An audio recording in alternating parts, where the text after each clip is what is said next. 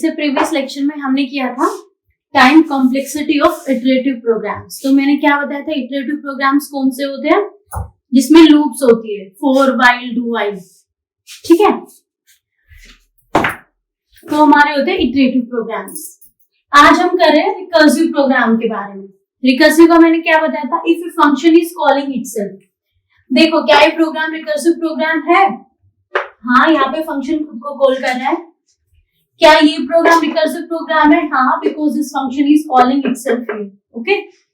अब हमको one by one देखते हैं कैसे लिखते हैं। देखो हमने क्या बोला था, रिकर्सिव प्रोग्राम और जो इटरेटिव प्रोग्राम्स होते हैं दोनों पावरफुल इक्वली होते हैं। मतलब a program which can be made with this program and the same program can be made with this type also, okay. But जब हमने एनालिसिस की बात की थी, तो एनालिसिस मैंने बताया था कि इन दोनों का एनालिसिस डिफरेंट होता है, टोटली डिफरेंट होता है। इटरेटिव एनालिसिस क्या था, लूप कितनी बार एग्जीक्यूट हो रही है, ठीक है। इसमें देखो बड़ा सिंपल है इसका भी। यहाँ पे मान लो हमने कोई दिया हुआ है n, पहले एग्जांपल देखते हैं। हमने हमारा कोई एरे है, ठीक है, उसमें कितना साइज है टोटल उसका n, तो हम सिंपली क्या लिखेंगे, t ऑफ n। क्या है, a ऑफ n by 2। इसको सोल्व करने में मान लो हमें टाइम लगा t of n by 2 plus फिर से a n by 2 कैलकुलेट कर रहे हैं, मतलब इसको टाइम लगा time to calculate n by 2, ठीक है। अब एक और चीज देखो, यहाँ पे कंपैरिजन हुआ, यहाँ पे ऐड हुआ। तो जब भी ऐसे कोई ऑपरेशन आते हैं, अरिथमेटिक या रिलेशन, कंपैरेटिव वगैरह, तो उनका लिए टाइम हमेशा कांस्टेंट होता है। तो इसके लिए भी कांस्टेंट टाइम है, इसके लिए भी कांस्टेंट टाइम है, तो इनको सिंपली हम एक ही कांस्टेंट से डिनोट कर देंगे, ऑर्डर ऑफ 1, ठीक है। ये क्या हो गया, t n 2tn by 2 plus order of 1। दूसरा देखो क्या, ये कंडीशन हमारी कब है, सिंपल सा बड़ा, ये हमने इसे लिख दिया, कंडीशन हमारी कब है, when n is greater than 1, ठीक है। अब देखो प्रोग्राम चलता रहेगा, बट एक टाइम पे टर्मिनेट होगा, रुकेगा प्रोग्राम, कब स्टॉप होगा, तब हमारी n की वैल्यू 1 हो जाएगी। मतलब यहाँ पे n ग्रेटर देन 1 है, और जब हमारी वैल्यू मान लो n की 1 हो गई या फिर 0, n से कोई भी छोटी, 1 से कोई भी छोटी वैल्यू, ठीक है, 1 या 0, यहाँ पे ग्रेटर की कंडीशन है। तो अगर हमारी n की वैल्यू 1 हो गई या 0 हो गई तो हमारा प्रोग्राम क्या है, टर्मिनेट हो जाएगा, मतलब 1 वैल्यू हो जाएगा, ठीक है। तो हम देखो यहाँ पे अगर n की वैल्यू 1 आ गई तो 1 क्या ग्रेटर है 1 से, नहीं, कंडीशन टर्मिनेट हो गई। तो ये तो हमारी क्या, हमने सीधे प्रोग्राम से उठा ली। ये दूसरी कंडीशन को हम क्या कहते हैं, इसको हम टर्मिनेटिंग कंडीशन या फिर बेस कंडीशन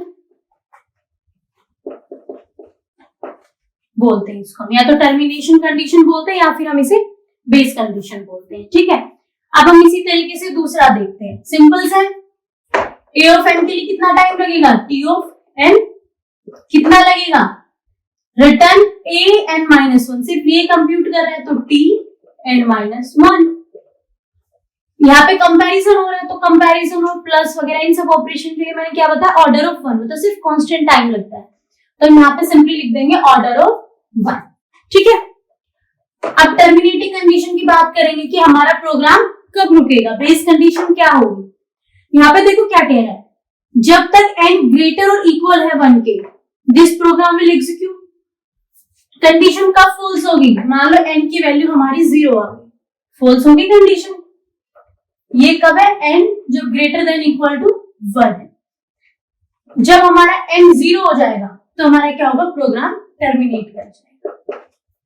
टर्मिनेट कर जाएगा मतलब हमारे tn की वैल्यू सिंपली 1 आ जाएगी, ठीक है। ये सिर्फ ये पहली वाली तो आप ऐसे प्रोग्राम से निकालेंगे। दूसरी कंडीशन, ये कंडीशन चेक करो, इसका जो फर्स्ट केस हो वो कर दो, यहाँ पे सिंपली 1 रख दो, ठीक है। अब हम इसको आगे नेक्स्ट स्लाइड में देखते हैं, इससे आगे देखो, अभी हमने प्रीवियस स्लाइड में हमने क्या देखा, इसका हम जो रिकर्सिव इक्वेशन होती है जो हमने लिखी फॉर्म में tn is equal to tn plus 1 plus c, ये सब हमारा क्या होता है, रिकर्सिव इक्वेशन। तो देखो जो हमारी रिकर्सिव इक्वेशन होती है, हमने क्या बोला, ये सब हमारी क्या होती है, रिकर्सिव इक्वेशंस। किस फॉर्म में, tn, इस तरह की कोई भी, ठीक है।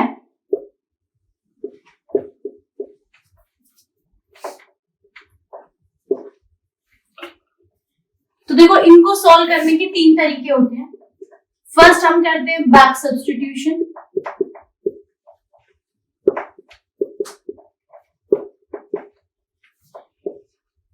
एक हम करते हैं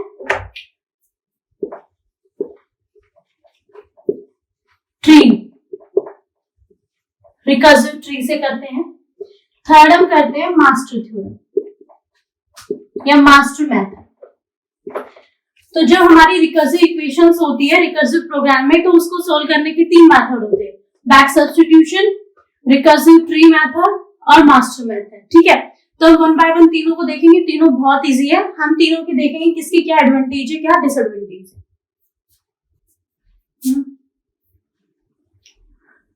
सबसे पहले हम देखते हैं बैक सब्स्टिट्यूशन मेथड, इसे सिंपल सब्स्टिट्यूशन मेथड भी बोल देते हैं। देखो सबसे पहले हम इसकी देखते हैं एडवांटेज क्या है। जो हमने 3 मेथड ये देखे, इनमें से इसकी ये सबसे अच्छा क्यों लगता है हमें एक केस में कि किसी भी टाइप की इक्वेशन दे दो आप, ये हर किसी को सॉल्व कर देता है, बिल्कुल एग्जैक्ट रिजल्ट देता है, ठीक है। सारी तरह की प्रॉब्लम सॉल्व कर देगा, एग्जैक्ट रिजल्ट देगा। बट डिसएडवांटेज क्या है, अभी हम देखेंगे। इसमें कैलकुलेशंस थोड़ी ज्यादा हो जाती है, जो कंप्यूटेशन होती है मैथमेटिकल, वो थोड़ी ज्यादा हो जाती है, इस वजह से हमारा स्लो हो जाता है, ठीक है। डिसएडवांटेज क्या, हमारा स्लो हो जाता है। एडवांटेज क्या है, हर तरह की रिकर्सिव इक्वेशंस को, हर तरह के रिकर्सिव प्रोग्राम्स का एक अच्छे से सोल्यूशन बिल्कुल परफेक्ट दे सकते हैं, ठीक है। अब हम देखेंगे तरीका क्या होता है। हमें कोई भी प्रोग्राम गिवन होगा, इस तरह के इक्वेशन यूनिवर्सिटी एग्जाम में भी, प्लस जितने भी जो हमारा गेट या नेट होता है उसमें भी इस तरह के क्वेश्चन आते हैं। आजकल तो जो हमारे केवीएस वगैरह के एग्जाम होते हैं या डीएसएसबी के होते हैं, उनमें भी क्वेश्चन आते हैं, बहुत इजी है, ठीक है। ये देखो हमने प्रोग्राम लिया, इसके रिकर्सिव इक्वेशन हमने लिख ली है, tn-1 प्लस 1 किसके लिए, कंपैरिजन के। मैंने बताया था जो भी हमारे कंपैरिजन या फिर एडिशन सब्ट्रैक्शन होता है उसका सिंपली हम 1 लिख देते हैं ऑर्डर में, ठीक है। ये हमारी आ गई, कब आई है, जब हमारा n ग्रेटर देन 1 है, ठीक है। अब ऐसे तो हमारा प्रोग्राम चलता रहेगा।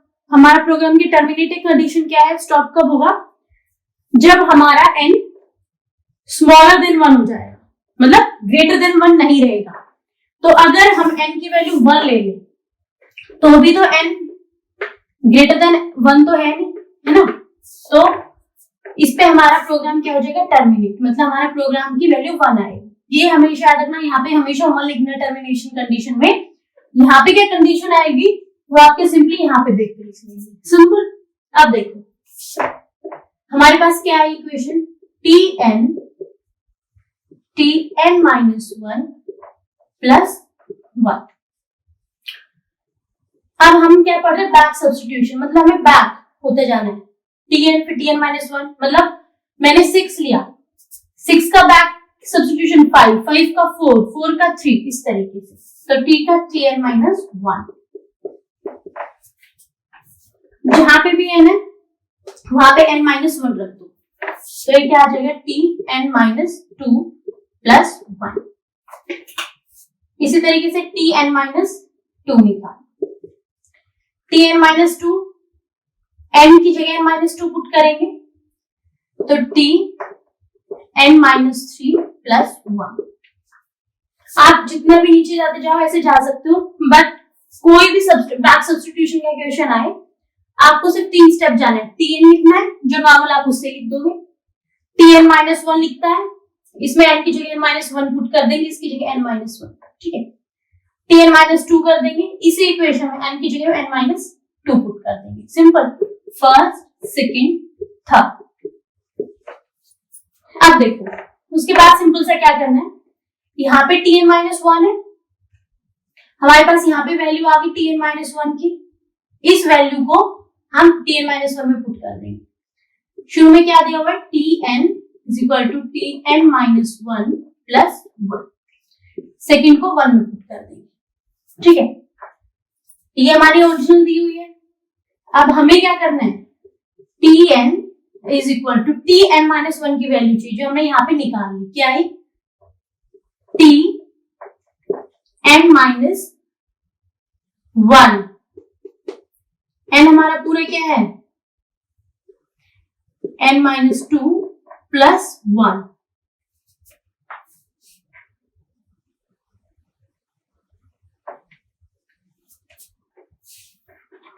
tn की जगह में tn माइनस 1 की वैल्यू पुट करनी है, सीधा हम ये लिख देंगे और प्लस 1 हो गया ना। tn माइनस 1 की जगह हमने पूरा ये वैल्यू पुट कर दी प्लस 1, ये हमारी क्या आ गई, tn माइनस 2 प्लस 2, ठीक है।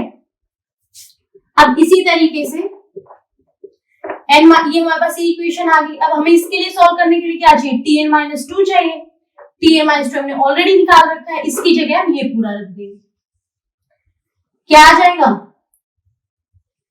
tn माइनस 3 प्लस 1, ये पूरा हमने रख दिया प्लस 2, ये हमारी क्या वैल्यू आ गई, tn माइनस 3 प्लस 3, ठीक है। अब इसके आगे आपको ज्यादा कुछ नहीं करना, आपके पास ये तीन चीजें आ गई। अब देखो इनका रिलेशन क्या है, पहला क्या कह रहा है, 1 प्लस tn माइनस 1, आगे पीछे कर सकते हो, सिंपल है। दूसरा क्या है, 2 प्लस tn माइनस 2, थर्ड क्या है, 3 प्लस tn माइनस 3। अगर आप आगे भी करके देखो तो ये रिलेशन आएगा, ठीक है। अब आप इसमें एक सिमिलैरिटी देखो सब, यहाँ पे जो वैल्यू यहाँ पे भी वही वैल्यू है, यहाँ पे जो वैल्यू यहाँ पे वही वैल्यू है, यहाँ पे जो वहां पे वो, आगे भी ऐसे आते जाएंगे। अब देखो ये हमारे इसके लिए सॉल्व कर रहे थे, अब एक टाइम आएगा ना कि जब हमारा प्रोग्राम स्टॉप हो जाएगा। कब होगा हमारा प्रोग्राम स्टॉप, जब हमारी n की वैल्यू 1 होगी तो हमारा प्रोग्राम स्टॉप हो जाएगा, ठीक है। n की वैल्यू मतलब हमारा यहाँ पे ये जो चीज है हमारी पूरी, ये हमारी ऐसे आनी चाहिए 1, ठीक है, तो हमारा प्रोग्राम स्टॉप हो जाएगा। अब देखो ये कैसे आएगी, मान लो कोई वैल्यू थी k, बढ़ता बढ़ता k होगी plus t of n minus, यहाँ 3 है तो यहाँ भी 3, यहाँ k है तो यहाँ भी k, ठीक है। अब मैंने क्या बताया, हमारा प्रोग्राम स्टॉप कब होगा, तब ये सारा हमारा 1 हो जाएगा, क्योंकि कब हो रहा है, जब n हमारा 1 हो जाएगा, t के अंदर जो भी चीज है n है, जब ये पूरा हमारा 1 हो जाएगा तो हमारा प्रोग्राम स्टॉप हो जाएगा, ठीक है।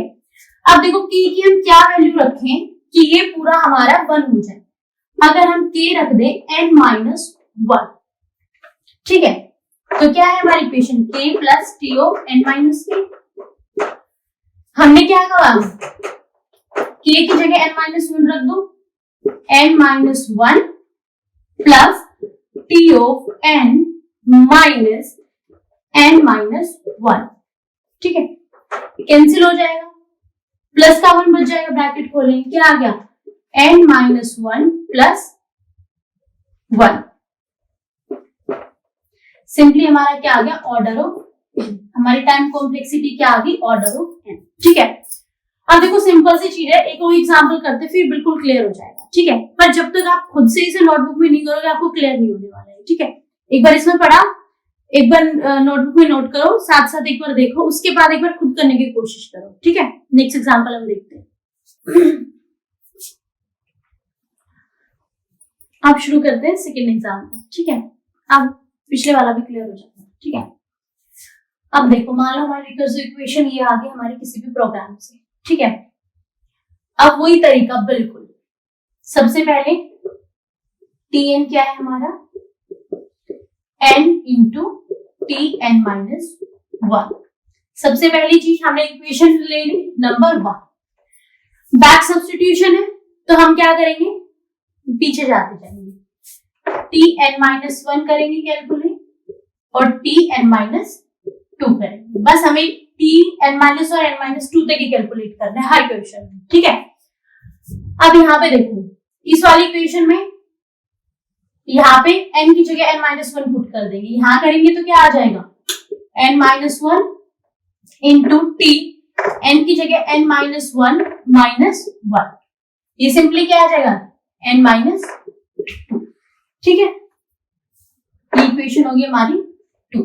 अब यहाँ पे देखो n माइनस टू, इसमें भी इसकी जगह हर कहीं n माइनस टू पुट कर देंगे। ये देखो यहाँ पे हमें सारी चीजें बेस वाले में पुट करनी है जो पहले हमें दे रखी है। ठीक है, n माइनस टू पुट करेंगे, आ जाएगा n minus two into t, n की जगह n माइनस टू पुट करेंगे माइनस वन, ये क्या आ जाएगा n माइनस थ्री। ये हमारी कंडीशन होगी थर्ड। ठीक है, अब सिंपल सा हमारी बेस कंडीशन ये दे रखी है, हमें क्या दी हुई है tn n into tn minus one, पहली जो हमें मेन दी हुई है। ठीक है, tn माइनस वन की वैल्यू हमें चाहिए, बाद में जाना है, हमने पहली कैलकुलेट कर ली, ये हमारी वैल्यू है। तो क्या आ गया यहाँ पे tn माइनस वन की value n as it is, इसकी जगह ये पूरा पुट कर दो n minus one into T n minus two. ठीक है, अब हमारी नेक्स्ट हम tn माइनस टू अब हमें कैलकुलेट करना है। tn माइनस टू की वैल्यू हमें पहले हमने कंप्यूट कर रखी है, तो ये सब as it is n into n minus one into tn minus two, tn minus two की ये पूरी वैल्यू ये पुट कर देंगे n minus two into tn minus three. ठीक है, अब जैसे आप आगे आगे जाते जाओगे, अगर आप n माइनस थ्री की वैल्यू रखोगे तो आगे ऐसे ही मतलब सेम सीरीज चलेगी। देखो अब एक चीज देखो, हमारा टर्मिनेशन कंडीशन क्या है, ये वाला सेटिस्फाई करेगा, कहीं ना कहीं जाके हमारा प्रोग्राम टर्मिनेट होगा। तो टर्मिनेशन कंडीशन देखेंगे क्या, जब हमारी n की वैल्यू वन होगी, मतलब tn इसके पूरे की वैल्यू वन होगी, तो हमारा प्रोग्राम टर्मिनेट कर जाएगा, स्टॉप कर जाएगा। ठीक है, इसको हम एंकर कंडीशन भी बोलते हैं। बेस कंडीशन भी इसी को बोलते हैं, टर्मिनेटिंग कंडीशन भी इसी को बोलते हैं। जब ये पूरा हमारा वन आ जाएगा तो प्रोग्राम हमारा स्टॉप हो जाएगा। अब देखो ये वन कब होगा हमारा, मान लो भी चलते चलते चलते चलते एक वैल्यू ऐसी आई, यहाँ पे देखो क्या हो रहा है n minus one n minus to ऐसे n माइनस वन होते जा रहे हैं। तो हमारा एक टाइम आया जब हमारा हुआ n minus one into n minus two into जाते जाते हमारा क्या आ गया t n माइनस k। मान लो ये वाला हमारा ऐसी कंडीशन आ गई जहां पे प्रोग्राम टर्मिनेट होना है। ठीक है, अब ये प्रोग्राम टर्मिनेट हमारा कब होगा, जब हमारी इसकी वैल्यू क्या होगी वन होगी। इसकी वैल्यू वन कब होगी, k की जगह हम क्या पुट कर दे n माइनस वन, k की जगह n माइनस वन पुट करो n प्लस वन, ये कैंसिल हो गया, क्या बच गया t of one. t of one and जब हमारा वन आ गया तो हमारा सिंपल वैल्यू क्या है वन, तो ये यहाँ पे क्या आ गई वन, तो ये सिंपली क्या बच गया n into n minus one into n minus two into चलते चलते वन तक आ गया। ठीक है, सिंपल सा है। फैक्टोरियल है, फैक्टोरियल क्या होता है, 5 का फैक्टोरियल क्या होता है 5 factorial into 4 factorial, 4 into 3 into 2 into 1, ये चीज यहाँ पे t ऑफ n का क्या n into n minus one into n minus two into 1 तक, तो हमारा क्या आ गया टाइम कॉम्प्लेक्सिटी इसकी n फैक्टोरियल। ठीक है,